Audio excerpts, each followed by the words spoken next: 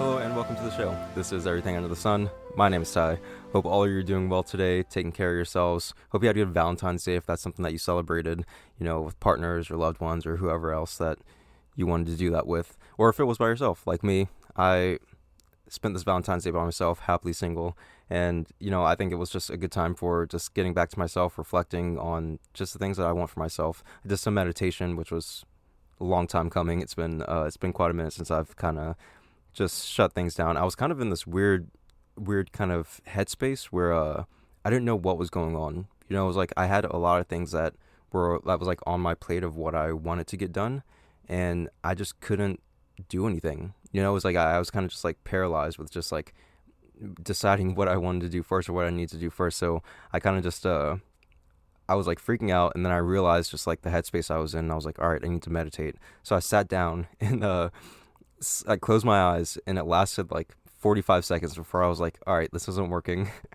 And I got up and I like started doing something else. I like made some dinner or something like that. But as I was cooking, I like really just like I just like laid down on the couch and was just like, okay, I need to breathe. And like I just had to do some centering work. I'm not sure if any of you have been in that situation where it's just, I don't know. I don't even know what was happening. It wasn't like good or bad. It was just like I just didn't know what to do. I was like, "Am I alive right now?" It was a really strange situation. But anyway, that was my Valentine's Day. Hope your day was a little less kind of weird for you. But either way, single or not single, it's always a good time to kind of get back to yourself, or maybe even just rekindle your relationship by having a romantic date, whatever that was. Anyway. Valentine's Day was something cool. Something I forgot to mention was, I guess 2 weeks ago during the Super Bowl Sunday with the SpaceX commercial. I'm not sure if any of you caught that, but it was a commercial basically allowing people or like asking people if they wanted to do like a commercial space flight or something like that. I guess the details of that, like you have to donate to St. Jude. I think that's the hospital that they're working with, but you donate that, and that's like your submission to enter to win a seat. It's like one of four or something like that. On the space crew, that's all civilian space crew out into space, and I'm not sure like if they're just orbiting the sun or if they're orbiting the sun, it's hot. No, if they're orbiting the Earth, or if it's going to be like just trip into space and then back down. But super cool. I'm all down with that. I'm not sure. Would you do that? Like if you had the opportunity to win that contest and go into space, like would you do it? It's like I feel like that's just. I feel like that's just like a dream, for me. I look up in the stars any chance that I get, and I'm not sure if you live in a city or if you have the chance to look at stars, but I look up and it's just incredibly vast and beautiful and amazing, and also just big, and I think that there's just so much to explore with it. So I'm all down with like going into space, and I would love that opportunity to do that. But I know that there are some people that are just like afraid of flying, but also just afraid of just like that vastness. Space is kind of creepy. I watch a lot of space shows, and just like the thought of getting spaced, like people going into space, or even like being in an astronaut suit and kind of wandering in space, like just adrift in space, like by yourself, like you just get lost in the darkness. And there are people that are afraid of like the ocean because of the vastness of it. So I can imagine space being the same thing. But anyway, for me, I think that'd be like a dream come true. But I don't know. That's just the future that we're heading. We had the episode on space before, and I think that's just kind of where we're going. By like 2050, I'm sure there's going to be like commercial flights to the moon and all that other stuff. So I don't know. I think that's pretty cool. But aside from that, I think that I'm just going to get going with this topic because there's a bit to go over with this idea of family. But I think that there's just a specific aspect of family that I kind of want to go over because I studied marriage and family therapy. That's what my degree is in, and I know that there are so many different levels of family and family dynamics. So there's only, I guess, one specific area of family that I wanted to cover in this. So that's what's going to happen after I shake this box up. Thank you so much for all these topics that you've been sending in. I love every single one of them. If you have any topics that you would like to send in, you can send this to everything.sunpodcast@gmail.com. And, again, no topic is off limits with this. So just going to draw this out, topic for next week. And, yeah, again, thanks. This box is still pretty full, surprisingly. So the topic for next week is going to be religion. And I mean, what a big topic. I think that this is something that is so impactful towards all of our lives. I mean, I think that, so many areas of just our history, like our civilization as people, our, culture, our language, so many things have happened because of religion. I mean, It's really kind of amazing, but also so diverse in its history. I mean, there have been wars over religion, and that just kind of begs the question of why are we fighting on religion? I don't know. Anyway, that's time for next week, and I think that's going to be something really interesting. So, religion, it's something that is again something within all of our lives. It's even within the families that we have, the family dynamics that we have, which is the topic that's spoken about today. And I mean, religion shapes the way that we move in so many different respects. So, I think that's really cool. But like I said, this week is the topic of family, and I got this topic during the episode of social obligation. So this is like one of my first episodes that I did. And, I think that just within that idea of social obligations, expectations from outside of us and obligations from outside of us, those can be translated to family as well. So that's the aspect of family that I'm going to kind of focus on, because again, there are so many different layers of family, so many different dynamics of families that we can kind of go into. But this episode would be so much longer than it needs to be. But the aspect of just these obligations and these circumstances that we end up in with our family members. And these are family members that are, whether it's blood relation or family members that we create. Like we create family members out of just close relationships that we start building throughout our lives. Something I think that we don't really get the chance to ask ourselves really, or ask ourselves at all, is like, what does your family look like? What does our family look like? What are we identifying as being our family, like the people in our lives? Now, of course, that could be blood family, but that's not something that's a given for every person. Some people don't have blood family or people that they consider to be family that have blood that they share. Some people create their entire family. Some people build their family by, having kids and creating that from scratch. Family is something that I think is much bigger than the word itself. So when I ask myself, for the first time ever, like never have I ever asked myself this, but what does my family look like? And for me personally, I know that that's something that includes both blood relation and the close relationships that I've started building with people in my life. So as we ask ourselves what our family is, both blood and created, what are we identifying as being those factors that create that relationship, that makes them different than just the other people in the world, makes them more important somewhat, something that's more valuable than, other people that are just interacting with us in our lives, maybe more important than our coworkers or just maybe friends that we go out with, every now and then. These are people that we consider to, be part of ourselves, part of someone that we will risk our lives for. At least that's what for my family, I would risk my life for my family, of course. And I think many people will say the same thing. So I think that as we identify who is within this family, we can really start to see, okay, these are the people that I value literally with my life. And now that is something to pay attention to. So we've identified the people in our lives that have created this family for us. So what are the factors within these relationships? Again, like I said earlier, maybe it's trust, maybe it's love and support, maybe it's connection and safety that you're requiring, or that's part of these relationships that you have. And of course, these aren't things that you're specifically identifying, but as you've built these relationships, as you've encountered these people and different dynamics and different experiences, you've realized that they hold these factors that remain true kind of on this common ground.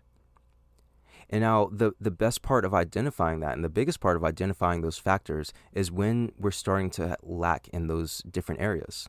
Maybe we're not getting the love and support that we need. Or more importantly, maybe we're not getting the love and support that we expected out of the other individual. And that's something that I think is the biggest part of this idea of family.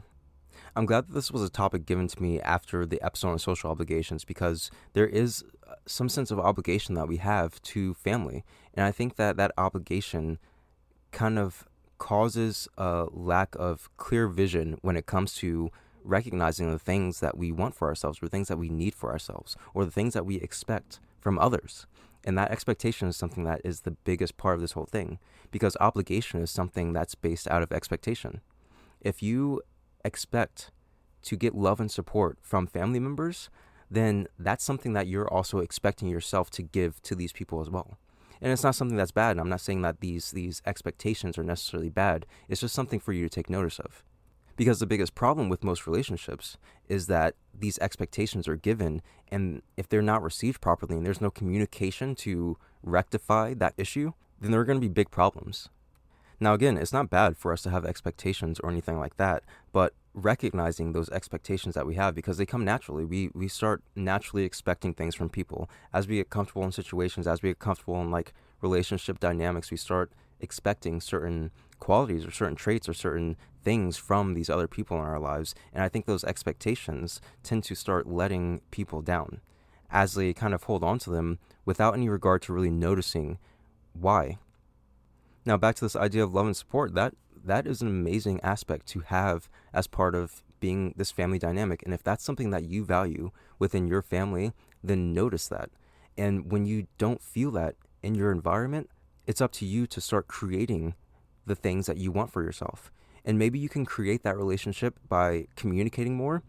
But if you've communicated this and you're like, I'm not getting love and support that I need, I'm not getting the love and support that I give to you, and it's like there are so many times that situation comes up, and I can't even tell you how many times I've spoken to friends, family, to clients about just situations of not being supported by other people or not feeling loved by other people. And these are other people that they consider to be family.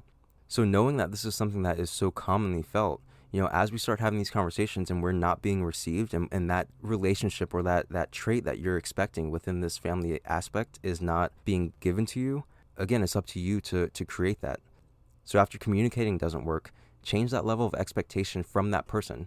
Now, you don't have to change your level of expectation for family in general, but now you're saying, okay, this person doesn't give me that, so I'm going to stop expecting it from them. And that can be something that is the most difficult part of this aspect of family, is that we have this kind of obligation, again, towards our family, that we can't just leave our family because they're our family. We can't just separate ourselves from our family because they're our family. And it's like we're not really like going into this any deeper than just saying, well, it's because it's our family. And something one of my counseling supervisors had told me, she asked me, she said, if this person was a friend of yours, would you let them treat you like this? And that's something that she suggested that I, speak to my client about, when speaking about this idea of family. And it's something that I also resonated with. It's something that I think we can all resonate with as we think about it. Because again, that obligation, that sense of obligation, it's with family. Now, you can grow close to people. They can be someone that you will literally give your life for. And if they screw you over in the right way, you wouldn't piss on them if they were in fire. Like, it's like there are ways in which we can separate ourselves from toxic people that aren't blood relatives, and we can be okay with that because we know that we don't want to be treated that way, and we can separate ourselves from them. But that's hard to do if it's a blood relative. In many cases, many people are conflicted with this idea of feeling this obligation towards being in this situation that is hurting them internally, externally, in so many different situations because it's family. And that's not something that it's not right. It's not right for anyone to be hurt or to be unheard or to, feel unsupported in their environment, especially around people that they're deeming to call family, blood or not. If we continue to ignore these factors that we deem to call a family, that are sound structure for what we think of as family, if we ignore those things, then we're just moving along with expectations. We're not moving along with our own desires or the things that we feel that we want for ourselves or the things that we feel within ourselves. We're just moving along with expectations. And how different is that than moving along with societal expectations? I'm sure many of you have heard of this. The people closest to you can hurt you the most. And what's closest to you than family? I think that that's something that is so big for us to think about, is that, we are our own people. Although different factors of our personality and ourselves have been shaped by our family members, we have the autonomy as humans to know what's right for us and to know what feels good for us. And if our environment becomes toxic, despite who it's around, we have to put our own needs into perspective, our own well-being into perspective. I use this example for the lifeguard example, like you can't save someone else if they're constantly bringing you down as well. You have to back away and you have to breathe. Sometimes the best thing that you can do for yourself is to back away from a situation and let yourself breathe and discover the safety nets that you have to have for yourself. Set those safety nets up for yourself and you can reconnect. You don't have to completely cut off family members that aren't giving you these factors or these supports in your life, but do what you need to do to be okay. If we're relying on family members for safety and support and connection, and those aren't being given to us, we still need them. We still need safety and support, and we need connection. That is just who we are as people. And although family is the way that a lot of people get that, we have the ability to create our own family. But we have to identify what's within those factors, identify the expectations that we have of other people, and identify the value that we place on our own needs. Because that's going to be the biggest part of this whole idea of creating the things that we want for ourselves in our lives. And one of the biggest factors in this idea of relationships with family, or just relationships in general, is communication. Communication, or lack thereof, or an inability to properly communicate, can be something that keeps us from getting the things that we need for ourselves. So like I said before, we can identify these factors that we deem to be part of what it means to be family. And if we're not receiving that from the people that we call family, then try to communicate that as best as we can. And the most challenging part of that can be the fact that it's hard to speak to family about these difficult topics. Sometimes it's this weird, again, this expectation that we have, this obligation to maybe not bring up those things or not go in those areas, not speak about the elephant in the room. But that's something that, it's something that's so important as part of just the dynamics within any type of relationship. It's healthy communication. If we don't feel that we can communicate our needs or our wants or even the things that we're feeling with the people that we call family, then do they really provide the love and support that we feel? Do they really provide the connection and safety that we also feel? A lot of times there are these expectations that are within our own head, feeling as though we can't bring this up because maybe it'll change things within our relationship dynamic. But change is constantly happening. Change is always happening. So your family dynamic will change. And if you're not receiving something in your immediate environment that is giving you the support that you desire, then that communication is more important than ever. And again, that conversation can be very hard. I've had some very, very awkward conversations with family members, but they were conversations that were necessary. And they were conversations that helped to develop the relationships a lot more, helped to expand, my understanding of just my family members. The reasoning behind so many different, relationship dynamics, the ways that we interact with one another, I think that just opens our eyes to realize just why things are the way that they are. Because just because we've identified these factors of what family is, it doesn't mean everyone else in your family identifies those same factors. Maybe there's a lot of commonality, but there are also a lot of differences. Okay, now let's say that you've had that conversation. Let's say that you've identified those things and you've spoken to these family members about the lack of support that you're getting or the lack of connection or whatever it may be that you're feeling, and you're not being received. You've tried this over and over again, and you're not being received. The next step isn't to diminish the things that you're feeling or to diminish the value that you have for wanting those things as part of family. That's not anything, because those are things you value. Those are things that are within yourself that makes you feel good. And those are things to always be valued. So take those things that you've identified as being part of family and find your family. Remove yourself from toxic environments, and it doesn't mean that you have to completely cut off family members that aren't giving you love and support or connection. It just means, it's okay to step away for a moment. Again, that lifeguard example, you can push away to help to save yourself. And saving yourself may just be providing those essential structures that are going to help you to flourish and help you to grow as a person. One of the most difficult things within this idea of just family and even creating family is a difficulty with, removing ourselves from toxic situations. And although, toxic situations may come in the form of other people and other situations, a lot of times it's closer to home. And a lot of times it is family members who, are other people. So as we're identifying the truth within ourselves as far as what we value, what we truly value in other people and other family members, we can start using that to truly shape the environment that we want for ourselves. But the biggest part of that entire process is going to be understanding the things that you need for yourself and creating value in that, knowing the value in that. Because as you value those needs more, as you value those things more, you can start seeing them in your environment more. They're not exclusive to these specific people that are in your life.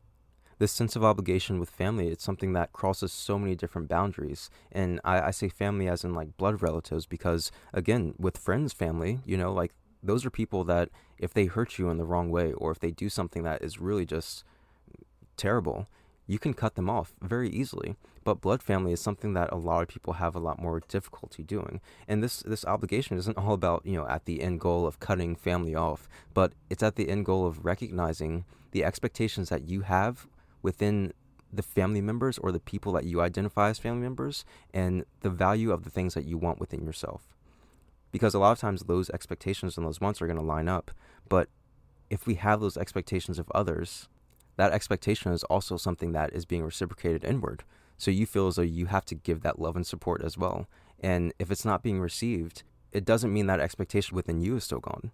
So a lot of times we can be in situations where we're not getting that love, support, and connection that we want or expect from family members, but we're still giving it, And I think that that's something that becomes a detriment, where we start to notice that, and it makes us wonder, what is it that we're actually doing? And are we doing more harm than good when speaking in terms of our own well-being?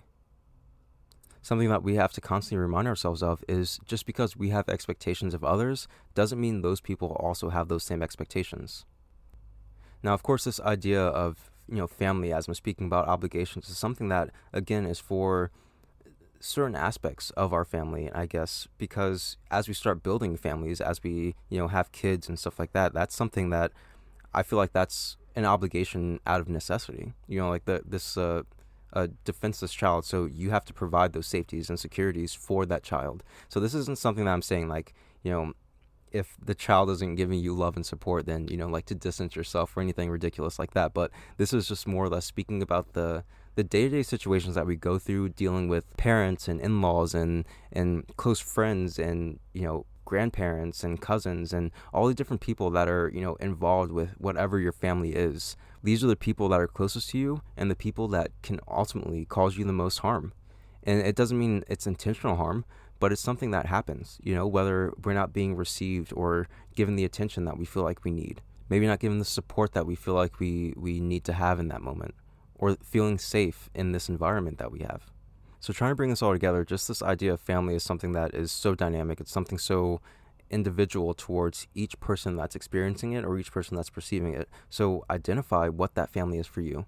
Identify the people in your life that are family members for you, the people that are going to be the ones that can hurt you the most, and it's not necessarily just those people that can hurt you the most, but also the people that you can turn to when you're needing help. And I've spoken about family being a support system in so many different avenues of our lives, or so many different situations that we have to deal with. And turning to family can be something that's an amazing thing. But if we don't identify who our family members are or who we can turn to, then how can we properly aid ourselves when we're needing that help? Identify who those family members are, or what that family looks like. Understand the dynamics and the structure. Do you have the components in which you feel you need to have within a family? And if you don't have those components within your family, communicate them. Try to build them within your family. And if you aren't able to build them in the family that you have already, start creating a bigger family that will create those supports for you. It's really creating a community, a connection of people. A family is a community. So we have to create a community that is valuable for us, a community that is going to help us to flourish. And when we are able to flourish in our own lives, we're able to help other people flourish in their lives by providing those same things. Identify these things, these factors within those relationships that are necessary for you, and create that within your environment. But you have to value those things first. We can't dismiss these things that we're feeling or these things that we want for ourselves just because it's family. We chalk that up to, well, we have to just do this because it's family. But at the end of the day, you have to do what's right for you. And I say that, and I don't want that to be misperceived or anything like that, because, of course, like, doing what's best for us can, mean taking care of our children and our immediate family. But what I'm saying is more or less to identify those things that you feel within yourself and start moving with that. Start creating an environment out of that. And notice the expectations that you have of other people and how much those expectations are starting to be internalized as well. How much expectation are you placing on other people? And then how much expectation are you placing on yourself in regards to these relationships? So it's really about noticing and identifying and recognizing the things within yourself that you know are true for you. And I think this is something that I've said this time and time again throughout this podcast, is it's noticing yourself, recognize yourself, and valuing all those components within yourself to start navigating the life that you want for yourself. Start creating the life that you want for yourself. Start surrounding yourself with the people in the family that is going to give you the things that you need for yourself. So that's really all I have for this episode. Again, there's so many other things that can go with this episode, so many avenues that this episode can go in, but that's really the main idea, just like this obligation that we tend to have with family, and how it can be detrimental to our growth and our just well-being as people, so take all things with a grain of salt. And obviously, again, each family is different, so recognize the individual needs your family needs, or what you feel your family needs within you, and go with that. So, that's all I got for this episode. If you have any ideas or thoughts or comments or anything that you'd like to add to it, you can send those to everything.sunpodcast@gmail.com. You can also join the social media pages and send anything at any of those: Instagram, everything.sunpodcast, Twitter, @everysunpodcast, or the Facebook page at Everything Under the Sun with Ty. And that's all I got for this one. Take care. Love you all, and I will see you next time.